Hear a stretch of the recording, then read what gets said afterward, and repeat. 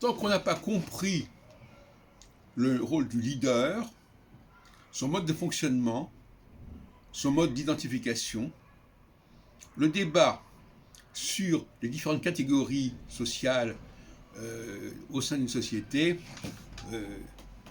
tourne à vide. Le leader, c'est le point aveugle de notre société. Parce que le leader, c'est le troisième type, si on peut dire. Ce n'est ni l'homme ordinaire, ni la femme ordinaire. C'est ce qu'on pourrait appeler quelque part, avec Nietzsche, le surhomme. Et donc, tant qu'on n'a pas identifié le surhomme, et compris que le surhomme, au fond, d'une certaine manière, il est dans la transcendance, il est dans la grâce. Et quand j'entends par surhomme, j'entends tout ce qui est de l'ordre du génie, du créatif, et du leadership, d'ailleurs au niveau politique et artistique, etc. Tant qu'on n'a pas compris ce rôle-là, on va confondre tout. Par exemple, les revendications d'égalité, elles sont ambiguës. Est-ce que c'est l'égalité par rapport aux hommes ou l'égalité par rapport aux surhommes? Lorsqu'on peut dire par exemple que les grands génies de l'humanité dans tous les domaines sont des surhommes. Et l'égalité, est-ce que le débat sur l'égalité, c'est que tout le monde peut devenir un surhomme ou que tout le monde peut avoir les droits des hommes ordinaires? Tout le débat est là. Et on crée une confusion délibérément par rapport à cela. Pourquoi? Parce que la science du surhomme, qui est la science du leader en fin de compte, est à l'arrêt.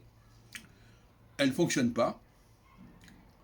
On a cru pouvoir fabriquer des surhommes en créant des écoles, des grandes écoles, etc. On voit que ça ne fonctionne pas bien non plus. On n'a pas la clé, on n'a pas la recette pour fabriquer le surhomme, si tant est qu'il faille le fabriquer. Il serait déjà pas mal de savoir le reconnaître.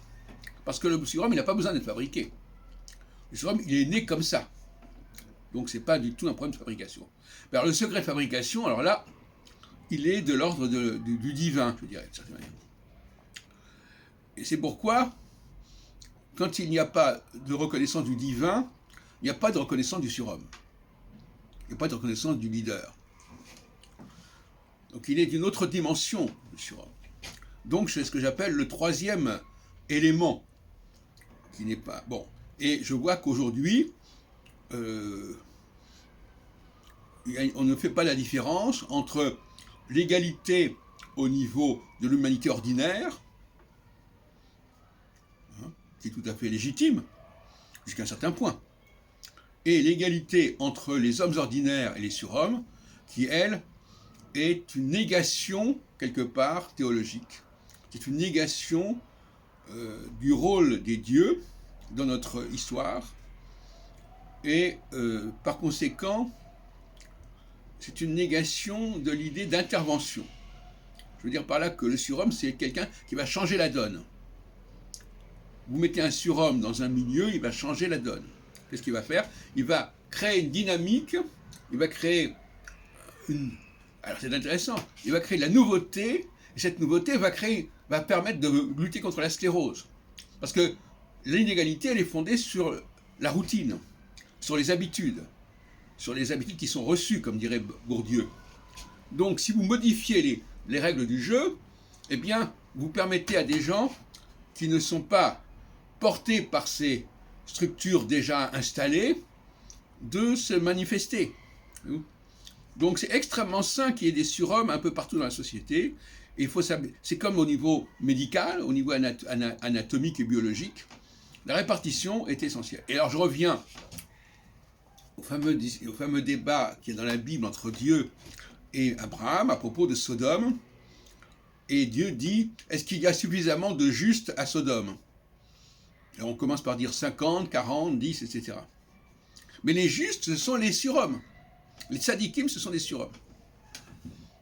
Et d'ailleurs, le nom de tzadik renvoie à la planète Tzedek, comme on dit dans le Sefer Yetzira, et Tzedek, c'est Jupiter.